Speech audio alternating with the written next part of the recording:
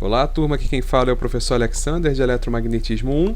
Nessa videoaula a gente vai dar continuidade ao assunto, entrando agora na seção de densidade de fluxo elétrico. Bem, a densidade de fluxo elétrico ela também é uma grandeza elétrica e a gente pode defini-la a partir dessa equação. Ou seja, a densidade de fluxo elétrico é igual à permissividade do meio multiplicada pelo campo elétrico que foi aplicado sobre esse meio. Então, se a gente conhecer a permissividade e o campo elétrico, a gente consegue determinar a densidade de fluxo elétrico. Observe que, né, a unidade dessa grandeza é Coulomb por metro quadrado. Isso a gente consegue obter considerando as unidades dessas duas grandezas. Outra coisa é que, como o campo elétrico é um vetor, então a densidade de fluxo elétrico também é um vetor que preserva a direção e sentido do campo elétrico. O interessante é que até agora, né, quando a gente estudou a eletrostática na unidade anterior, a gente sempre considerou a permissividade no vácuo. Aí o que a gente pode fazer? A partir de agora, a gente pode substituir o ε0 pelo epsilon lá nas outras equações, todas as equações que a gente viu até agora, caso a gente considere que o meio onde a gente está medindo esse campo elétrico não é o vácuo, né, ou o ar, que a gente viu que a permissividade do ar, relativa do ar, é igual a 1. Ou seja, 1 vezes ε0, ela é bem próxima da permissividade do vácuo, né? Então a gente pode substituir, caso a gente esteja em outro meio, a permissividade ε0 pela permissividade epsilon, que a gente já viu na aula anterior, que é um εr, né, uma permissividade relativa, vezes o ε0. Tá vendo? Ou seja, né, a gente tem a permissividade relativa, que alguns exemplos estão naquela tabela que a gente viu na aula anterior. Se a gente multiplicar essa permissividade relativa pelo 8,85 vezes 10 elevado a menos 12, a gente tem o valor da permissividade nesse meio. Entenderam? Bem, aí aqui um exemplinho, né? Determine a densidade de fluxo elétrico para um campo elétrico de 30 kV por metro na direção de Z, aplicado sobre um material que tem uma constante dielétrica de 5. E aí a gente sabe que para calcular a densidade de fluxo elétrico basta fazer a permissividade multiplicada pelo campo elétrico. Ora, a permissividade, aqui a gente tem a constante dielétrica, então a gente vai ter que considerar a permissividade relativa, né, que é a constante dielétrica, multiplicado pela permissividade no vácuo, vezes, né, o campo elétrico de 30 kV por metro. Aí fazendo essa conta, ó, 5 vezes 8,85 vezes 10 a menos 12, vezes 30 vezes 10 a 3, porque é quilo. Fazendo essa continha, isso daqui dá 1,3 vezes 10 a menos 6, ou 1,3 micro, né, microcoulomb, na direção de Z, tal qual o campo elétrico. Tá? E aí a unidade, né, Coulomb por metro quadrado. Bem, como a gente discutiu na sessão anterior, um bom condutor, né, idealmente perfeito, o campo elétrico é igual a zero.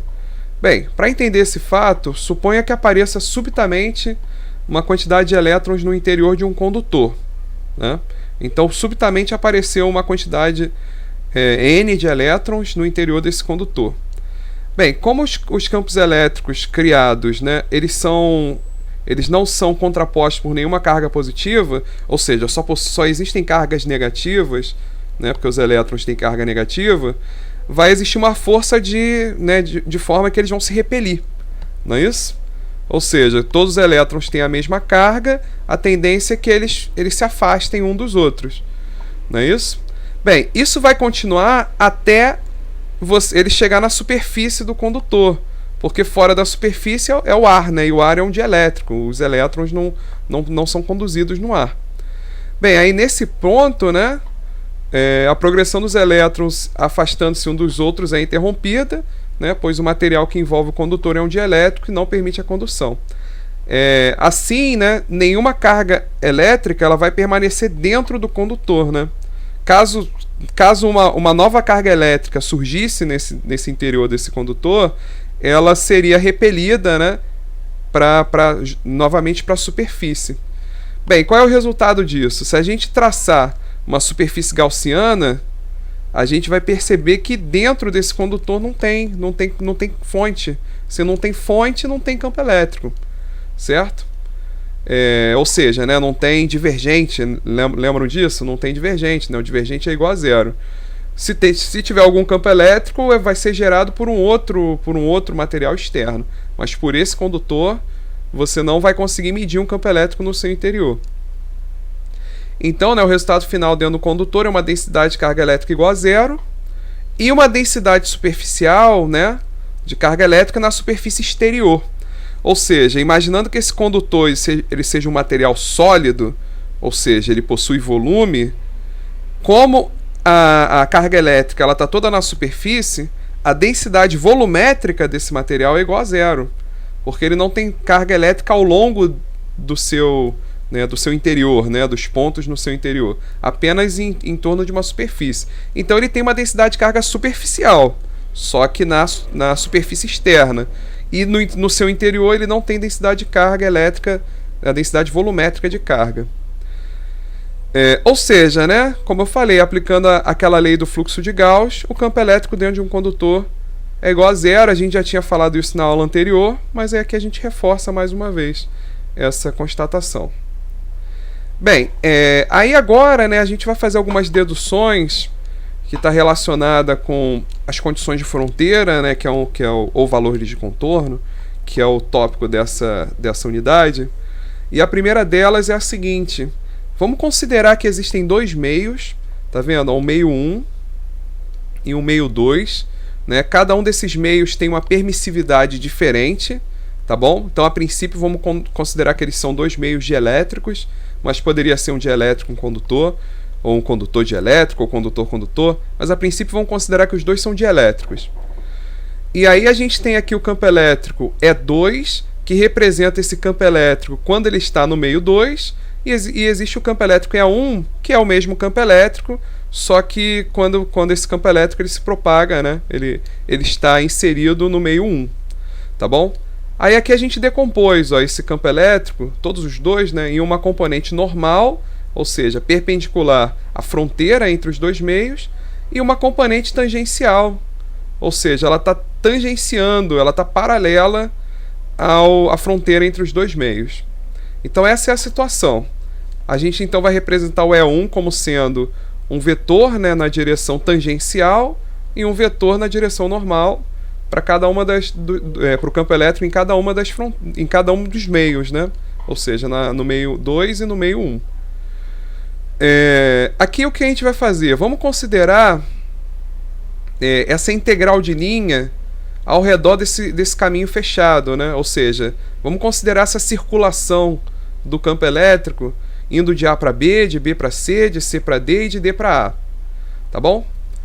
Então, para deduzir essas condições de fronteira para as componentes tangenciais, tanto do E quanto do D, a gente vai construir esse loop fechado, ABCDA, né? ABCDA, esse retângulo, né? E então vamos aplicar as propriedades da conservação do campo elétrico. Então, lembrando que, bem, essa integral fechada, a gente já sabe que a circulação do campo elétrico é sempre igual a zero, né? Então, o resultado dessa integral tem que ser igual a zero. Bem, quais são cada uma dessas componentes, né, dessas integrais? A gente tem uma integral de A até B, tá vendo? No meio 1, ou seja, relacionada ao E1, só que para fazer integral, como tem um produto escalar, né, ela só vai depender dessa componente tangencial, né? Porque é a única que tem a mesma direção dessa componente AB, que é o que está escrito aqui, ó. A integral de A até B, a gente só vai considerar a componente tangencial do meio 1, porque a gente está no meio 1 e ela é a única que tem a mesma direção dessa componente AB. Bem, vamos fazer a mesma coisa para as outras, tá vendo? BC, a gente vai considerar o EN1, tá vendo? Vamos considerar o EN1. No CD, a gente vai considerar o ET2, que é a tangencial do meio 2, e no DA, a gente vai considerar o EN2. E aí a primeira observação é que, como a gente quer medir essa circulação na fronteira, então a gente tem que fazer tanto o BC quanto o AD tenderem a zero. E aí aqui a gente até representou ele como um ΔH, né? Esse tamanho aqui é ΔH. A gente vai fazer ΔH tender a zero. Quando ΔH tender a zero, tanto o BC quanto o AD vão tender a zero. E aí, consequentemente, né, esses termos daqui, ó, é BC, tá vendo? E o DA, perdão, né, o DA, esses dois termos vão tender a zero, então a gente só vai considerar esse termo e esse termo. Ou seja, né, essa integral de A até B, mais a integral de C até D, ela tem que ser igual a zero, como está mostrando aqui. Bem, quem é o ΔL agora? Ora, o ΔL, o DL, né, ele é o comprimento. No caso do AB, ele é esse comprimento ΔW aqui. E no caso do CD também, é ΔW. Só que com uma diferença, ó. Aqui no AB, olha só, esse vetor, né, o DL é um vetor, distância. Ele está apontando no mesmo sentido do ET1, né, da componente tangencial do meio 1. Só que aqui no CD, ó, o vetor distância, o DL, ele está apontando para a esquerda, enquanto a componente tangencial está para a direita. Aí vai aparecer um sinal de menos aqui, ó. Tá vendo? Então o resultado dessa integral é o ET1, que é a componente tangencial desse campo elétrico, né? A intensidade dessa componente tangencial, né? O módulo da componente tangencial, vezes o ΔW, mais o ET2 vezes o menos ΔW, porque está em sentidos opostos. Bem, aí fazendo essa continha, a gente, né, joga o sinal de menos para cá, joga esse daqui para o outro lado, corta o ΔW com ΔW, a gente chega à conclusão que a componente tangencial no meio 1 é igual a componente tangencial no meio 2. Ou seja, o que isso significa para a gente? Para qualquer que seja esses dois meios, né, que separam, para qualquer que seja esses dois meios, a componente tangencial do campo elétrico no meio 1, ela vai ser igual à componente tangencial do campo elétrico no meio 2. Significa que a componente tangencial, ela se conserva na fronteira entre os dois meios. Tá vendo? A componente tangencial do campo elétrico tem que ser contínua, ou seja, ela é conservada através da fronteira entre os dois meios. Bem, e aí para encontrar a expressão para a densidade de fluxo elétrico, a gente viu lá atrás que a densidade de fluxo elétrico é igual ao epsilon vezes o campo elétrico, epsilon vezes E. Significa, né, que o E é igual ao D sobre o epsilon, né? O E é igual a D sobre epsilon, é só passar o epsilon para o outro lado dividindo. E aí, ó, quem é o ET1? O ET1 então vai ser o DT1, porque as componentes são as mesmas, né? Dividido pelo epsilon 1, que é a permissividade no meio 1. E isso vai ser igual, né, ao DT2 sobre epsilon 2. E aí, isolando, né, passando epsilon 1 para o outro lado, a gente chega à conclusão que a densidade de fluxo elétrico, ela é igual, né, no meio 1, ela vai ser igual à densidade de fluxo elétrico no meio 2, vezes a razão entre a permissividade do meio 1 com o meio 2. Se eu quisesse a do DT2, bastaria eu passar o epsilon 2 e o epsilon 1 para o outro lado, né? Aí ficaria que DT2 é igual a DT1 vezes epsilon 2 sobre epsilon 1. Tá bom? Como esse epsilon 1 é igual ao epsilon R, né, a permissividade relativa, vezes o epsilon 0, e o epsilon 2 é a permissividade relativa do meio 2 vezes o epsilon 0, a gente pode cortar epsilon 0 com epsilon 0, e aí no lugar de usar a permissividade dos meios, a gente pode usar a permissividade relativa dos meios. Então depende do que o problema der. Se o problema der isso aqui, a gente usa essa fórmula. Se o problema der a constante dielétrica, né, a gente usa essa fórmula aqui. Bem, as componentes tangenciais do vetor densidade de fluxo elétrico nos meios 1 e 2 depende então da constante dielétrica de cada meio, né? Ou seja, ela não é contínua ao longo dos meios. A componente tangencial do campo elétrico é contínua, a da densidade de fluxo elétrico não é. Tá bom? Bem, agora vamos determinar essas componentes normais. A gente determinou as componentes tangenciais, agora vamos determinar as componentes normais, tanto do campo elétrico quanto da densidade de fluxo elétrico. Bem, para isso, vamos partir da lei do fluxo de Gauss, ou seja, vamos imaginar uma superfície fechada envolvendo essa fronteira.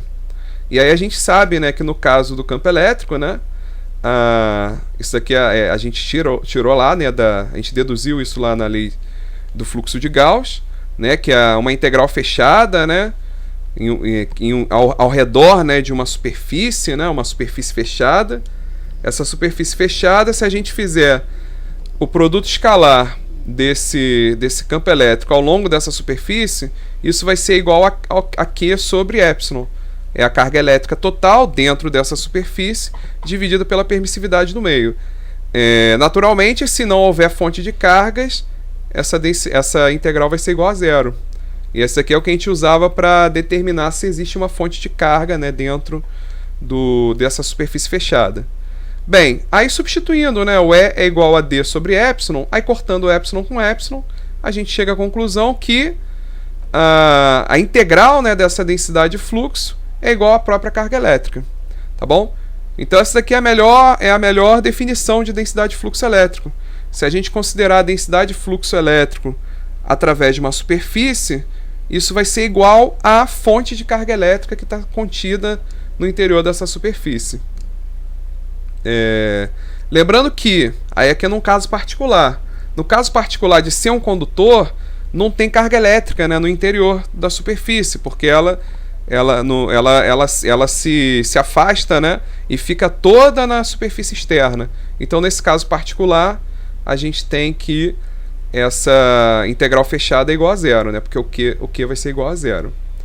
Bem, então, né, a analogia, né, como eu falei com vocês, é a gente imaginar então uma superfície fechada, né, envolvendo essa fronteira entre os dois meios. Vamos considerar apenas a componente normal, ou seja, né, se a gente for fazer essa integral fechada aqui, essa integral a gente já viu que ela tem que ser igual a Q. Bem, quais são as superfícies? A gente tem a superfície topo, a gente tem a superfície lateral e a gente tem essa superfície base. A superfície lateral, se a gente for imaginar o fluxo que passa através dela, para passar através dela é apenas a componente tangencial do campo, certo? Agora, a componente normal do campo, ela só atravessa quem? Ela atravessa apenas a superfície topo e base. Tá certo?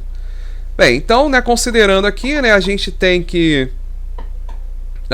aqui uma componente, né, normal no meio 1, que está atravessando a superfície topo. A gente tem a componente normal no meio 2, que está atravessando a superfície base. E aqui eu coloquei de forma genérica o D atravessando a superfície lateral.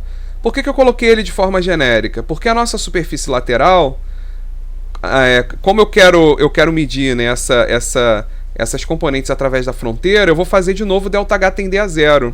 Aí quando o ΔH tender a zero, o que vai acontecer com essa área da superfície lateral? Vai tender a zero, consequentemente esse termo tende a zero, e essa integral aqui tende a zero. Ou seja, a gente só fica só com essa integral aqui, mais essa integral, que é igual a Q, que é o que está escrito aqui. Ó. E aí, né, o que a gente está considerando, né, para solucionar essa integral? Vamos considerar que a área, olha, a área, ela é igual a ΔS. Essa área vale ΔS, lembrando que é um vetor área, ou seja, é um ΔS apontando para cima. E a base é um ΔS apontando para baixo. Quando a gente for fazer então esse produto escalar, o que vai acontecer? O dN1 ele é um vetor apontando para cima. Vai ficar positivo, né, quando multiplicar positivo com positivo. Só que a superfície base ela aponta para baixo, enquanto o dN2 aponta para cima. Ou seja, esse ds é negativo, que é o que está aparecendo aqui, tá vendo? dN1 vezes ΔS, que é o módulo, né, dessa componente normal, vezes a área da superfície topo, mais dN2 vezes menos ΔS. Esse sinal de menos é por conta de esse vetor unitário, né, dessa superfície, né, perpendicular a essa superfície, está apontando para baixo. Bem, aí, né, como a gente sabe que... Repare que o que a gente fez, no que a gente achatou esse nosso cilindro, ele virou uma circunferência, né? Ele virou uma placa circular, né? Ou seja, ele passou a ter uma densidade superficial, né? Imagina que é como se a gente tivesse essa circunferência bem em cima da fronteira entre os dois meios.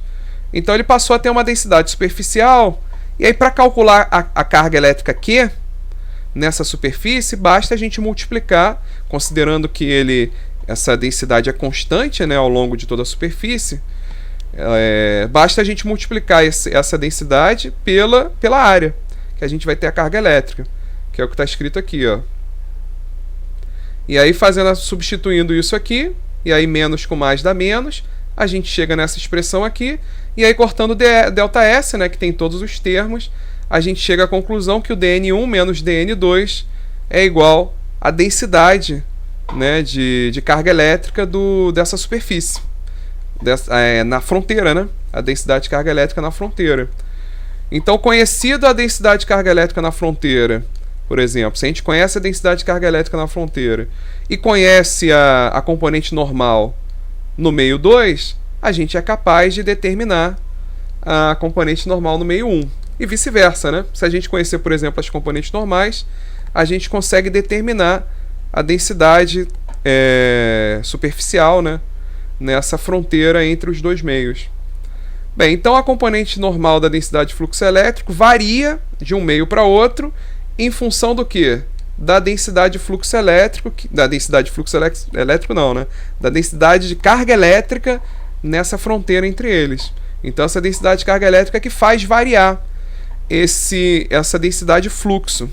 Ou seja, né, se a gente tivesse num meio condutor em que essa densidade, né, ou se a gente tiver num meio, né, genericamente, né, se a gente tiver num meio em que a densidade de carga elétrica na superfície é igual a zero, então se nesse meio a densidade de carga elétrica na fronteira é igual a zero, então, né, a componente normal da densidade de fluxo elétrico no meio 1 vai ser igual à do meio 2. Ou seja, no caso de não haver cargas nessa fronteira, então a componente normal da densidade de fluxo elétrico se torna contínua na fronteira. Ela se preserva de um meio para o outro.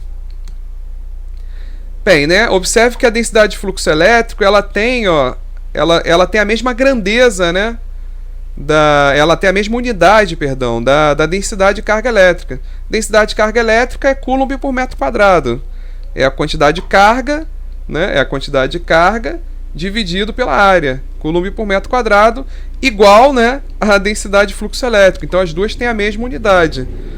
Por isso que a gente consegue perceber isso, porque a gente tem aqui duas equações que não tem, né, multiplicação. Bem, a gente pode escrever ainda, né, essa expressão em termos do campo elétrico, né? Aqui a gente escreve em termos do campo elétrico. Eu tenho até que corrigir aqui. Em termos do campo elétrico. E aí é só substituir, né? O dN1 é o epsilon do meio 1, né? Vezes a componente normal do campo elétrico. E aí a gente passa a ter essa expressão, que é uma expressão geral, que vale para qualquer que sejam os dois meios. E aí, como eu falei com vocês, né, no caso da gente ter um meio em que os dois meios são dielétricos, se os dois meios são dielétricos, então não tem carga elétrica na superfície, porque essa carga elétrica ela não se move. No caso do condutor, sim, essa carga elétrica ela pode se mover para a superfície, né? Se um dos meios for condutor, né, vai ter carga elétrica na superfície. Agora, no caso de dielétrico, não, porque essas cargas elas estão presas, né, à molécula. E aí, nesse caso particular, a gente tem, né, que o dN1 menos dN2 vai ser igual a zero. Eu vou corrigir aqui também. Então, eu tenho que lembrar de corrigir aqui, né, e aqui. É igual a zero, e aí, consequentemente, a componente normal da densidade de fluxo elétrico é contínua através das duas fronteiras. E, né, e aí, substituindo, né, aqui por N1, né, considerando agora o campo elétrico, a gente tem que a componente normal no meio 1 do campo elétrico é igual a componente normal no meio 2 vezes o produto entre as permissividades dos dois meios, podendo, né, inclusive, considerar a permissividade relativa entre os dois meios. Tá bom? Então a gente passa a ter também uma expressão para a componente normal do campo elétrico, aqui nesse caso particular, considerando que os dois meios são dielétricos. No caso de um dos meios ser condutor, a gente sabe que o campo elétrico dentro do condutor é igual a zero. E aí, nesse caso, o que acontece? Se o campo elétrico vale zero, tanto a componente tangencial quanto a componente normal desse campo elétrico vai ser igual a zero. Bem, o que vai acontecer quando a gente substituir naquelas equações? Bem, a primeira coisa que vai acontecer é que o ET1, que é igual a ET2, vai ser igual a zero. Então, a componente tangencial do campo elétrico, no meio 1, também vai ser igual a zero, tendo em vista que ela tem que se conservar. E o mesmo vai valer para a componente tangencial da densidade de fluxo, porque ela é igual à componente tangencial do campo elétrico vezes a permissividade. Como o campo elétrico vale zero, a densidade de fluxo também vai valer zero. Bem, agora considerando as componentes normais do campo elétrico, ora, como é um condutor, a gente vai ter uma densidade de carga elétrica na superfície. Só que como o EN2 vai valer zero, né, porque o campo elétrico no meio 2 vale zero, esse termo daqui some. Então a gente fica só com esse termo, que é igual a densidade, né, de carga elétrica superficial. E aí a gente chega à conclusão que a componente normal do campo elétrico no meio 1, que é o meio dielétrico, ela vai ser igual à densidade de carga elétrica dividido pela permissividade desse meio dielétrico. E para o caso da densidade de fluxo elétrico, o que vai acontecer? O dN2 vale zero, né, porque o campo elétrico vale zero no meio 2, e aí, consequentemente, dN1 é igual a ρS, ou seja, né, a componente normal da densidade de fluxo elétrico, ela é igual à densidade de carga elétrica nessa fronteira. E essa daqui é a componente normal nesse meio dielétrico. Bem, aqui eu criei uma tabelinha, né, resumindo todas essas fórmulas, tá bom? Aqui considerando qualquer dois meios, aqui considerando o caso em que os dois meios são dielétricos, e aqui considerando um caso que um meio é dielétrico e o outro é condutor. Nesse exemplo aqui eu estou considerando que o meio 2 que é o condutor. Se fosse o contrário, basta a gente trocar onde está 1, trocar por 2, né? Tá bom? Então, a partir dessas informações, a gente consegue chegar a algumas conclusões importantes, né? A primeira delas é que a componente tangencial do campo elétrico é sempre contínua na fronteira entre qualquer que seja os dois meios, tá vendo? Qualquer que seja os dois meios, a componente tangencial do campo elétrico é sempre contínua. E a componente tangencial da densidade de fluxo elétrico é sempre descontínua, né? Aqui está errado, né? Tem que corrigir aqui também. Ela é sempre descontínua, né, na fronteira entre os dois meios, tá vendo? Ela vai sempre depender da permissividade entre os dois meios, que aqui eu coloquei a permissividade relativa, mas a gente pode considerar a permissividade também. Aqui ela é sempre descontínua, né, a tangencial. Bem, a componente normal a componente normal, né, do campo elétrico, aqui é do campo elétrico, sim, ela também é sempre descontínua entre os dois meios. Então a componente normal do campo elétrico ela é sempre descontínua entre os dois meios, ou seja, é sempre diferente. Agora, a componente normal da densidade de fluxo elétrico, se os dois meios forem dielétricos, aí ela vai ser contínua. Agora, em qualquer outro caso, ela é descontínua também. Então, a componente normal da densidade de fluxo elétrico é contínua apenas se a interface for entre dois dielétricos.